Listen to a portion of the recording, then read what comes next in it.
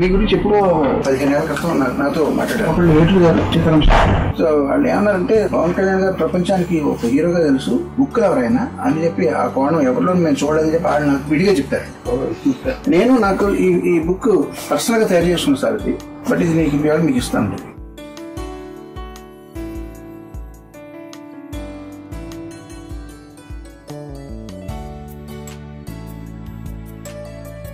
Oscar ఎక్కడ ఉంది? Oscar ఎదురుకుండా పెట్టుకుంటే నాకు డామినేట్ చేస్తాను. ఒకసారి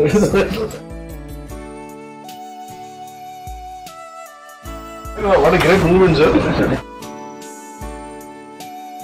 రెండోసారి మీ చేతి మీద అందుకుంటాను.